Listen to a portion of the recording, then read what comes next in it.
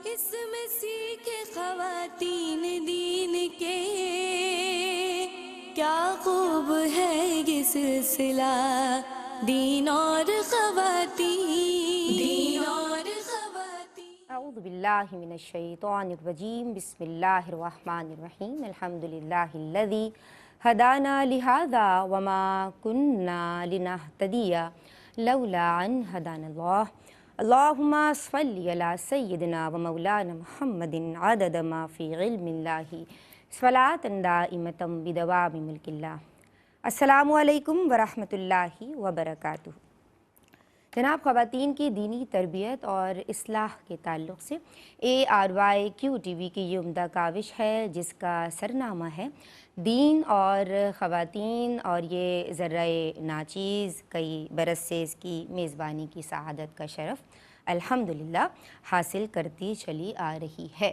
بنیادی مقصد ہے صنف نازک کو کانشیس ہوتی ہیں، نازک ہوتی ہیں، حساس ہوتی ہیں ہماری بہنیں، لیکن اس بات کی زیادہ ضرورت ہے کہ وہ شریعت مطہرہ کے معاملات میں کانشیس ہو جائیں، سمجھدار ہو جائیں، حساس ہو جائیں اور اپنے متعلقین تک دین کو منتقل کرنے کی کوشش کریں۔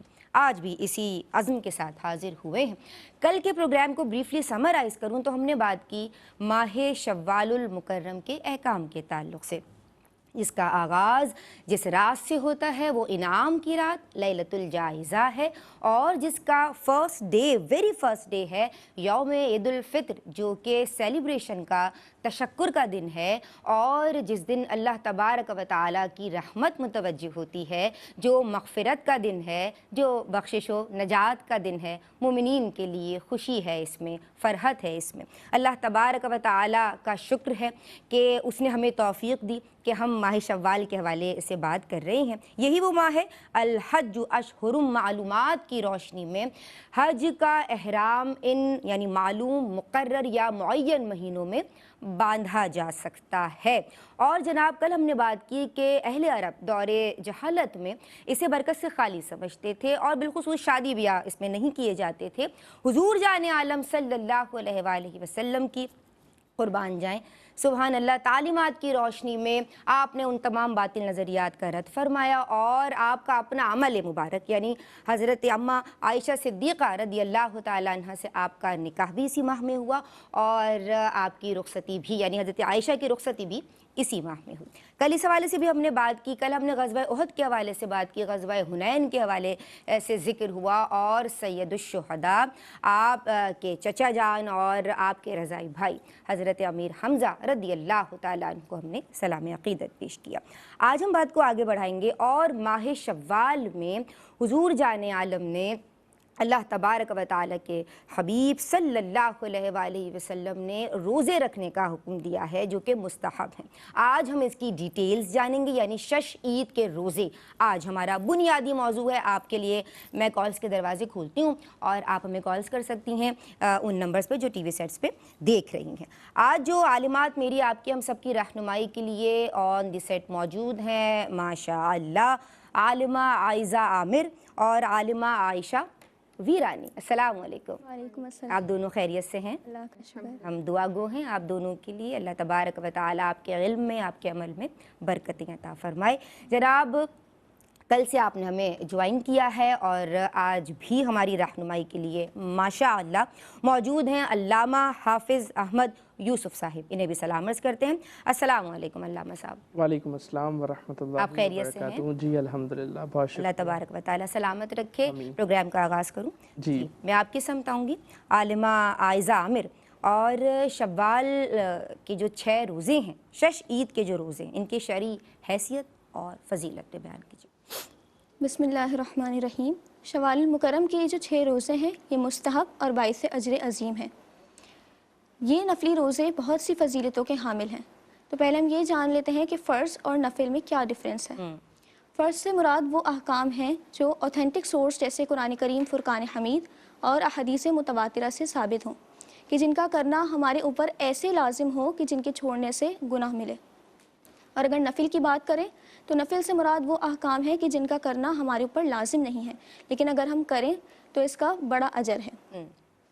نفل روزوں کی احادیث مبارکہ میں بہت سی فضیلتیں بیان ہوئی ہیں، جن تمام فضائل کی اگر ہم اصل دیکھیں تو وہ یہ ہے کہ ان کے ذریعے ہمیں اللہ تبارک و تعالیٰ کی رضا حاصل ہوتی ہے۔ جیسے بہت سی روایات میں مذکور ہے، پہلی روایت حضرت ابو سعید خدری رضی اللہ تعالیٰ عنہ سے روایت ہے کہ آپ فرماتے ہیں حضور جان عالم صلی اللہ تعالیٰ علیہ وآلہ وسلم نے ارشاد فرمایا، جس نے ایک روزہ اللہ تبارک و تعالیٰ کی رضا کے لیے رکھا نفلی، تو اللہ تبارک و تعالیٰ اس ایک دن کے بدلے میں اس کو جہنم سے 70 سال کی مسافت دور فرما دے گا۔ ایک اور روایت میں اسی طرح مذکور ہے کہ جس نے ایک دن بھی نفل روزہ اللہ کی رضا کے لیے رکھا تو اللہ تبارک و تعالیٰ اس کے اور جہنم کے درمیان آسمان اور زمین کی مسافت جتنی گہری خندق پیدا فرما دے گا۔ تو ہمیں معلوم ہوا کہ نفل روزوں کے اتنے فضائل ہیں کہ اللہ تبارک و تعالیٰ کی خوشنودی ہمیں اس سے حاصل ہوتی ہے۔ اور اگر ہم بات کریں شوال المکرم کے ان 6 روزوں کی، تو ان کے رکھنے کی کثیر حکمتوں میں سے ایک حکمت یہ ہے کہ ہم ان کے ذریعے اللہ تبارک و تعالیٰ کی نعمتوں کا شکر بجا لاتے ہیں۔ سبحان اللہ۔ گویا کہ اللہ تبارک و تعالیٰ قرآن کریم فرقان حمید میں سورہ بقرہ کی آیت نمبر 185 میں ارشاد فرماتا ہے وَلِتُكْمِلُوا الْعِدَّةَ وَلِتُكَبِّرُوا اللَّهَ عَلَىٰ مَا هَدَاكُمْ لَعَلَّكُمْ تَشْكُرُونَ، کہ تم ان گنتی کو روزوں کو پورا کرو اور جو اللہ نے تمہیں ہدایت دی ہے اس پر اس کی بڑائی بیان کرو تاکہ تم شکر گزار بندے بن جاؤ۔ تو گویا کہ جب ہم یہ شوال کے روزے رکھتے ہیں تو اس کے ذریعے ہم عملی طور پر اللہ تبارک و تعالیٰ کا شکر ادا کر رہے ہوتے ہیں۔ ساتھ ہی شوال المکرم کے روزوں کے اہم فوائد میں سے ایک فائدہ یہ بھی ہے کہ جو رمضان المبارک کے ہم روزے رکھتے ہیں ان میں کسی قسم کی جو کمی بیشی یا نقص رہ جاتا ہے وہ ان روزوں کے ذریعے پورا ہو جاتا ہے۔ اور وہ کس طرح کی کمی ہے؟ جیسے جب ہم رمضان المبارک میں روزے رکھ رہے ہوتے ہیں تو ان روزوں کی مکمل روحانیت کو حاصل کرنے میں روزے دار سے کوئی کمی بیشی رہ جاتی ہے، جیسے دوران روزہ کسی کی غیبت کر لی، چغلی کر لی، یا اس گولڈن ٹائم کو ہم نے فضول کاموں میں ضائع کر لیا۔ تو جب ہم یہ شوال المکرم کے بابرکت روزے رکھیں گے تو اللہ سے امید ہے اللہ ان کے طفیل ہماری ان کمیوں کا ازالہ فرما دے گا۔ ماشاء اللہ، سبحان اللہ۔ جناب، شوال المکرم میں جو 6 روزے رکھے جاتے ہیں ان کی فضیلت کے باب میں کلام ہوا۔ سنا ہے شوال المکرم کے ان 6 روزوں کے بارے میں کہ وہ بڑے ہوتے ہیں نا جو گھر کے یا جو دادیاں وغیرہ ہوتی ہیں وہ کہتی ہیں بھائی لگاتار رکھنا ضروری ہے اور اگر گیپ آ گیا تو آپ نہیں رکھ سکتے۔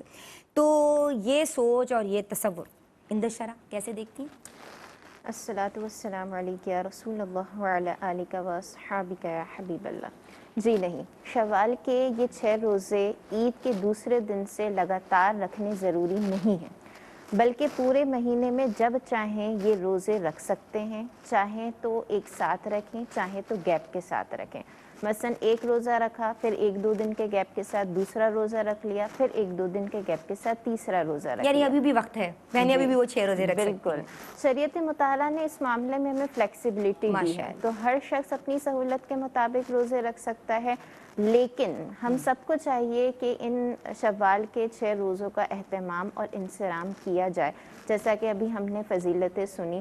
اور ان 6 روزوں کو رکھنا زیادہ مشکل بھی نہیں ہوتا کیونکہ رمضان ابھی ہی گزرا ہوتا ہے، روزے رکھنے کی عادت ہو چکی ہوتی ہے، ایک روٹین بن چکی ہوتی ہے، تو اسی روٹین کو کنٹینیو کرتے ہوئے صرف اللہ تبارک و تعالیٰ کی رضا اور اس کا قرب حاصل کرنے کے لیے یہ روزے رکھنے چاہیے۔ سبحان اللہ۔ تو خلاصہ کلام یہ ہے کہ شوال کی پہلی تاریخ یعنی عید کے دن کے علاوہ دوسری تاریخ سے آخری تاریخ تک پورے مہینے میں یہ روزے کبھی بھی رکھ سکتے ہیں، ایک ساتھ بھی رکھ سکتے ہیں، علیحدہ بھی رکھ سکتے ہیں، لیکن رکھنے چاہیے۔ البتہ اگر کوئی یہ روزے نہیں رکھتا تو اسے تان و تشنی نہیں کرنی چاہیے، کیونکہ یہ روزے رکھنا مستحب ہے، جس نے رکھا وہ ثواب پائے گا، اور جو نہ رکھ سکا تو اس پر کوئی مواخذہ نہیں۔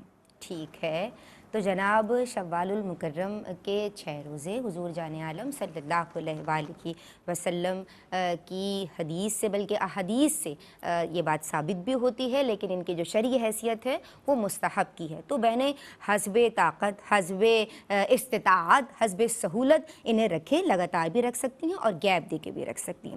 میں اس موقع پہ آپ کی سمت آنا چاہوں گی، اور علامہ صاحب آپ کیا کلام فرمائیں گے؟ جی، بسم اللہ الرحمن الرحیم۔ شوال المکرم کا مہینہ بہت سی عظمتوں اور فضیلتوں کا مہینہ ہے، اور جہاں یہ مہینہ اشہر حج میں شامل ہے وہیں اس مہینے خاص طور پہ روزہ رکھنے کی نبی کریم علیہ الصلوۃ والسلام نے ترغیب ارشاد فرمائی اور شوال کے 6 روزوں کی بہت زیادہ فضیلت احادیث میں ہمیں ملتی ہے۔ بخاری و مسلم کی حدیث ہے، حضرت ابو ایوب انصاری رضی اللہ تعالیٰ عنہ روایت کرتے ہیں کہ نبی کریم علیہ الصلوۃ والسلام نے فرمایا من صام رمضان ثم اتبعہ ستا من شوال کان کصیام الدہر، کہ جس نے رمضان کے روزے رکھے اور پھر رمضان کے بعد اس نے شوال میں 6 روزے رکھے تو یہ گویا ایسا ہے کہ صیام الدہر کے گویا اس نے عمر بھر روزے رکھے۔ تو آپ اندازہ کریں کہ کتنی جو ہے وہ ان روزوں کی فضیلت ہے۔ اسی طرح مسند امام احمد اور سنن نسائی کی ہمیں حدیث ملتی ہے، حضرت ثوبان بیان کرتے ہیں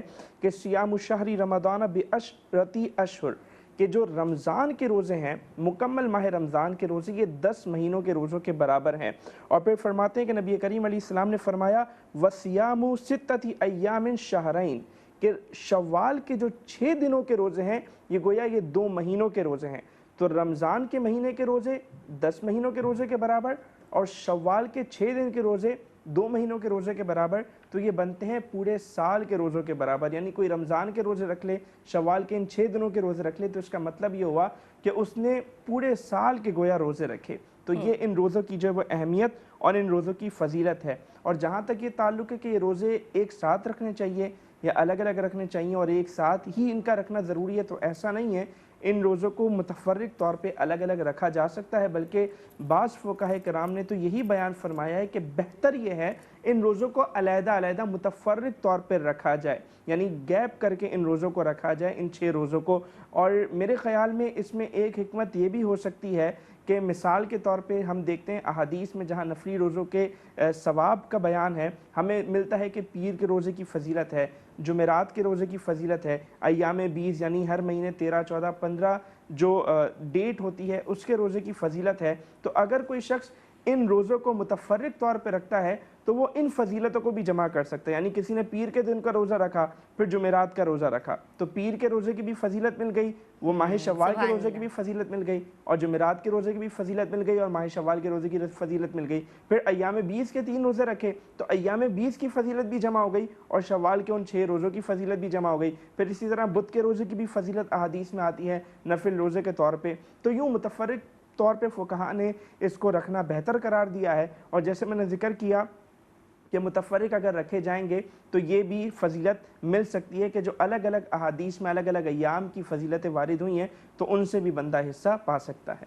ماشاءاللہ، سبحان اللہ، بارک اللہ، تقبل اللہ۔ جناب میں آپ کی سمت آؤں گی اور مجھے یہ بتائیے کہ اب یہ جو 6 روزے ہیں ان کی نیت کیسے کی جائے، لیکن اس وقت ایک کالر ہمارے ساتھ ہیں۔ السلام علیکم۔ السلام علیکم۔ وعلیکم السلام ورحمۃ اللہ۔ ہماری بہن حمیرہ ملتان سے بات کر رہی ہیں، کیسی ہیں؟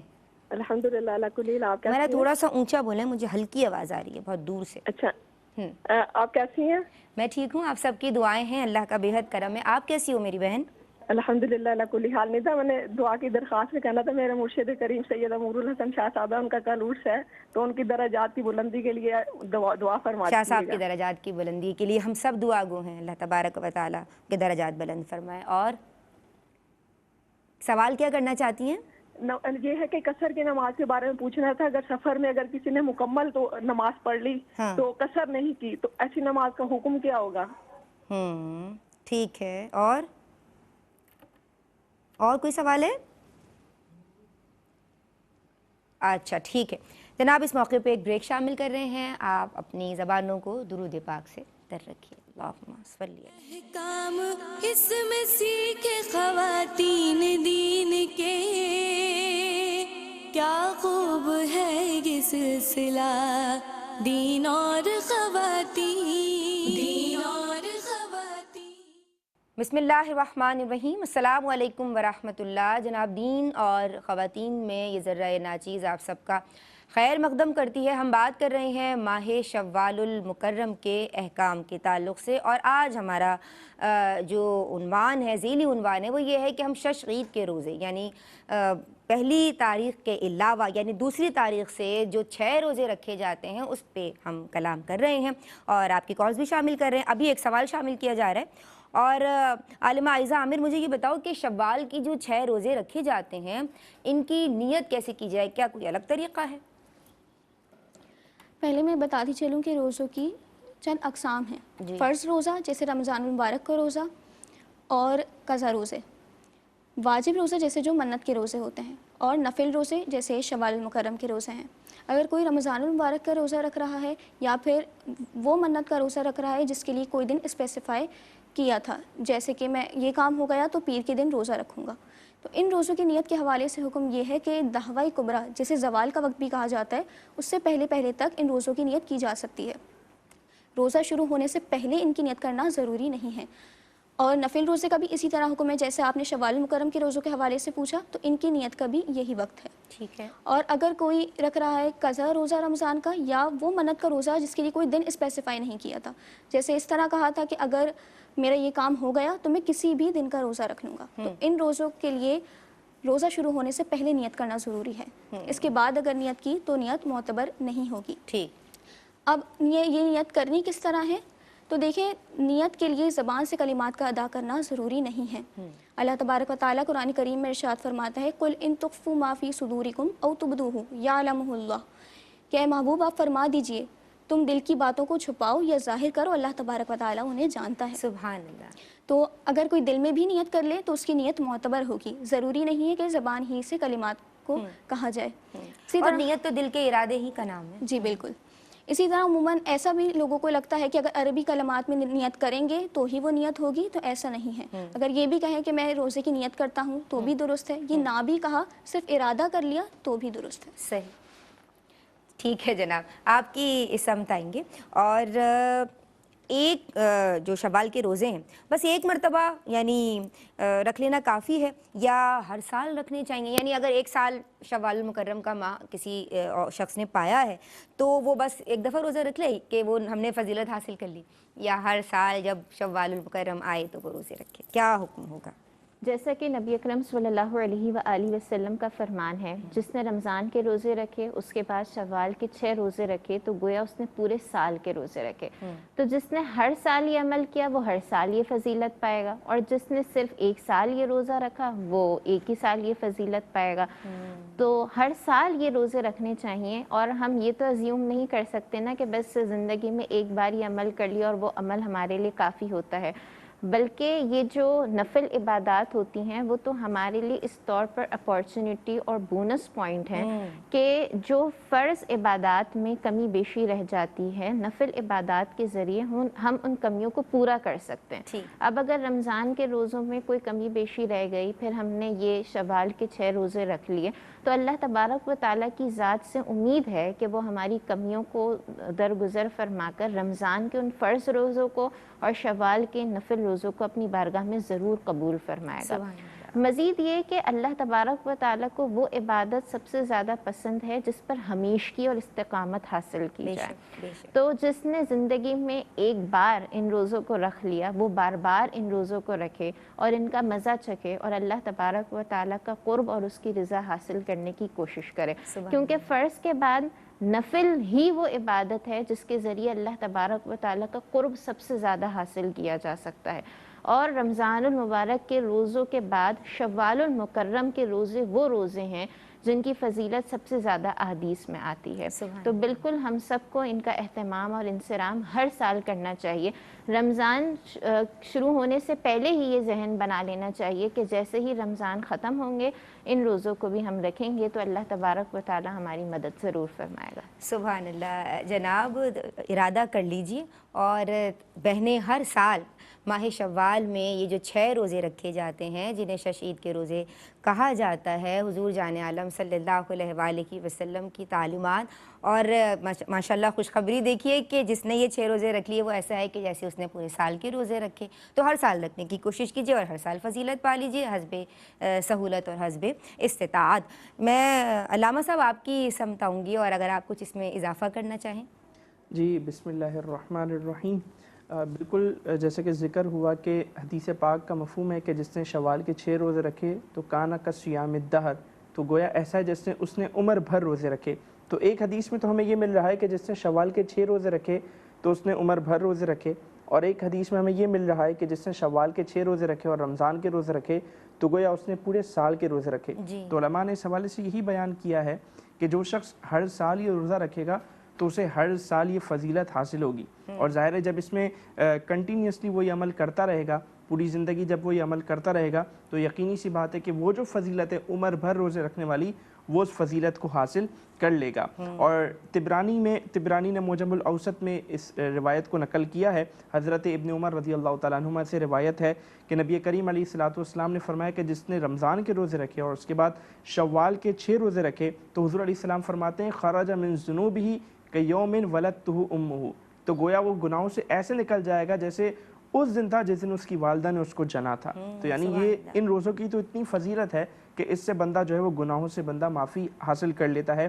اور نفل روزے یہ تو ویسے ہی بہت فضیلت کا باعث ہے کہ اللہ تبارک و تعالیٰ کا قرب ملتا ہے نفل جو ہے وہ عبادات کے ذریعے۔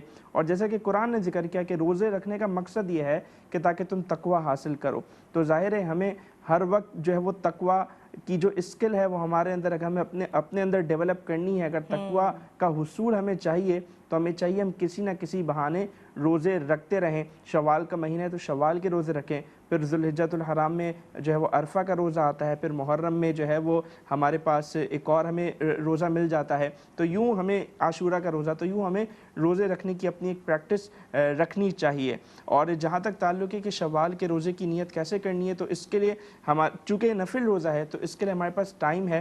رات کو سوتے وقت بھی آپ نیت کر سکتے ہیں، یا سحری کے ٹائم پہ جب آپ سحری کر رہے ہیں اس ٹائم پہ بھی آپ نیت کر سکتے ہیں، اور صبح کے وقت میں بھی گنجائش ہے کہ ظہر کبریٰ سے پہلے تک، یعنی ظہر کی نماز سے آپ سمجھیں کہ کوئی تقریباً 30-40 منٹ پہلے کا جو ٹائم ہوتا ہے اس وقت ظہر کبریٰ کا ٹائم شروع ہوتا ہے، جسے ہمارے یہاں عرف میں زوال کا وقت بھی کہا جاتا ہے۔ تو ظہر کبریٰ سے پہلے زوال سے پہلے جو وہ نفل روزے کی نیت کی جا سکتی ہے۔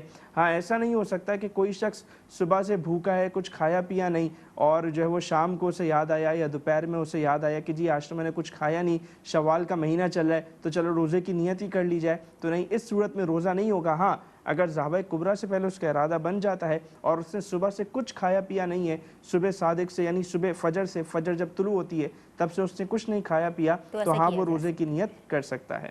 ٹھیک ہے، بہت شکریہ علامہ صاحب آپ کا۔ اچھا مجھے یہ بتاؤ عالمہ عائزہ کہ اگر کسی کے روزے قضا ہو گئے ہیں یا بہنوں کے ساتھ مخصوص معاملہ ہے یا کوئی شرعی عذر ہے، تو کیا اب وہ 6 روزے پہلے رکھیں اور پھر قضا رکھیں، یا پہلے قضا رکھیں کیونکہ ان پہ قضا ہیں وہ روزے اور پھر وہ 6 روزے رکھیں؟ تو ترتیب کیا ہونی چاہیے؟ دیکھیں قضا اور نفل روزے کی نیت ساتھ نہیں کی جا سکتی، اگر یا تو صرف قضا روزہ رکھیں گے یا پھر نفل روزہ۔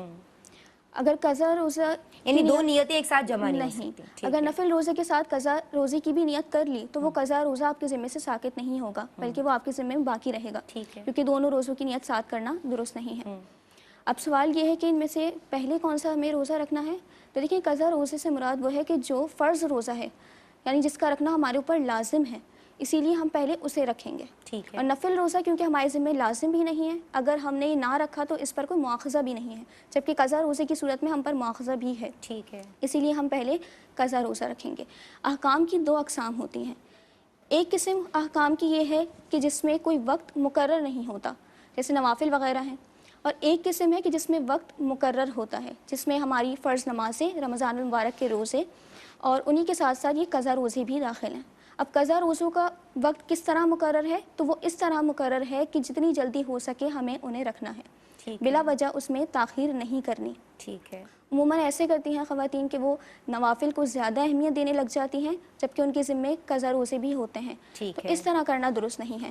پہلے جو چیز ہمارے اوپر قرض ہے یعنی قضا روزے ہم وہ رکھیں گے، اس کے بعد ہم نوافل کا بھی اہتمام کریں گے۔ ایسا نہیں ہے کہ ہم نوافل کو بالکل اگنور کر دیں، آپ پہلے قضا روزے رکھ لیں اس کے بعد نفل روزے۔ لیکن اگر کسی کی استطاعت ہے ہی نہیں، وہ صرف قضا روزے ہی رکھ رہے ہیں، تو پھر اللہ تبارک و تعالیٰ کی ذات سے امید ہے کہ ان قضا روزوں کے اہتمام کے طفیل اللہ تبارک و تعالیٰ انہیں نفل روزوں کا ثواب بھی عطا فرما دے گا۔ سبحان اللہ، ماشاء اللہ۔ یعنی معلوم یہ ہوا بہنوں کہ رمضان المبارک میں اگر مخصوص ایام یا کسی اور عذر کی بنا پہ آپ کے روزے قضا ہو گئے ہیں، آپ نے نہیں رکھے ہیں، تو آپ نے پہلے ان روزوں کی قضا کرنی ہے اور اس کے بعد آپ نے نفلی روزوں کا، یہ جو مستحب روزے ہیں، ان کا اہتمام کرنا ہے۔ اور کوشش کیجیے اللہ تبارک و تعالیٰ آپ سب کو توفیق دے، ہم سب کو توفیق دے۔ میں آپ کی سمت آؤں گی اور پہلے ایک بریک کی سمجھائیں گے۔ درود پڑھتے رہیے جناب، یہ بریک لیتے ہیں اور پھر واپس آتے ہیں۔ احکام اس میں سیکھے خواتین دین کے، کیا सिलसिला दीन और बिस्मिल्लाहिर्रहमानिर्रहीम, अस्सलामु अलैकुम वरहमतुल्लाह। जनाब, दीन और ख़वातीन में आप सबका खैर मक़दम है। हम बात कर रहे हैं माह शव्वालुल मुकर्रम के अहकाम के ताल्लुक़ से। आपकी कॉल्स को भी वेलकम किया जा रहा है। आलिमात ऑन द सेट मौजूद हैं और ऑन बी पर बराह रास्त अल्लामा साहब हमारी रहनुमाई के लिए तशरीफ़ फरमाएँ। मैं पहले आपकी समझाऊँगी और बहन ने ये बताया कि अगर किसी के रमज़ान के रोज़े क़ज़ा हो गए हैं तो पहले वो क़ज़ाए यानी जो रोज़े हैं उनकी क़ज़ा का एहतमाम करे बहन, और फिर या कोई भी शख्स, और फिर उसके बाद जो है वो नफिल रोज़े रखे।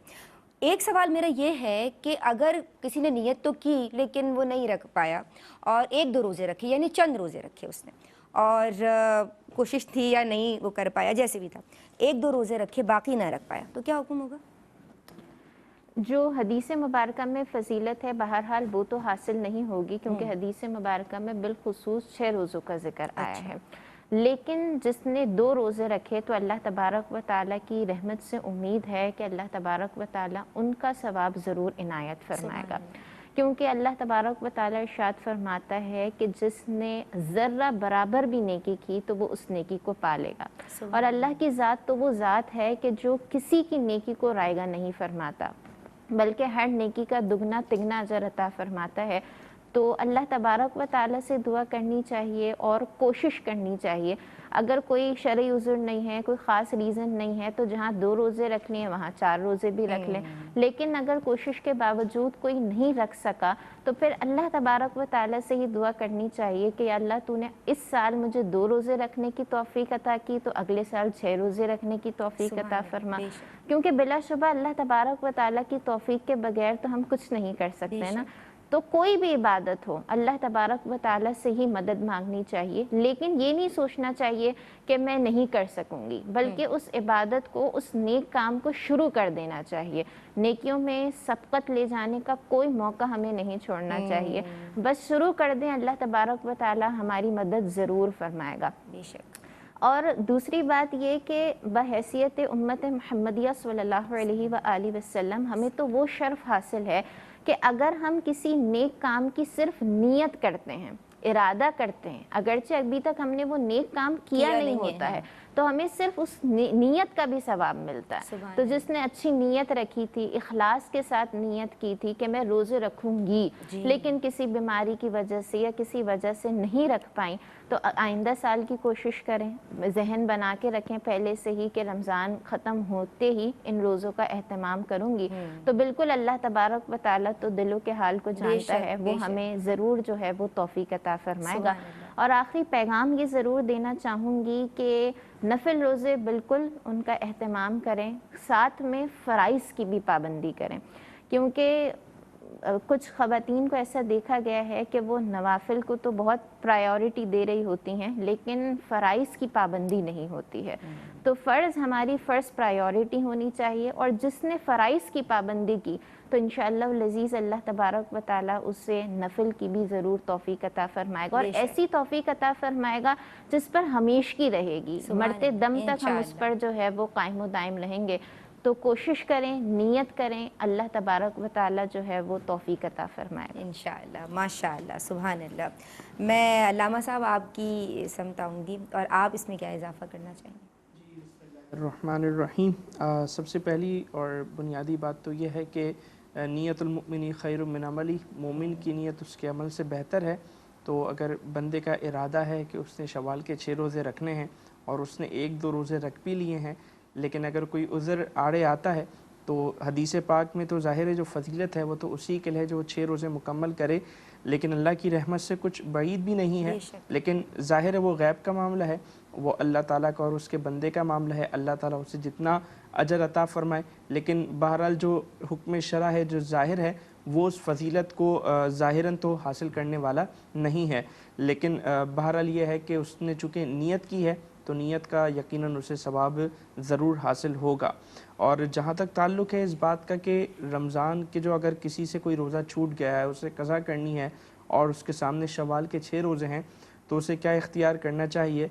तो यकीनी सी बात है कि जो कज़ा रोज़ा है वो बहुत ज़रूरी है, क्योंकि उस पर उससे सवाल होगा, پوچھ گچھ ہوگی وہ اس کے لیے ضروری ہے، تو اسے چاہیے کہ پہلے وہ اپنے قضا روزے کو ادا کرے اور اس کے بعد پھر وہ نفل روزے کی طرف بڑھے۔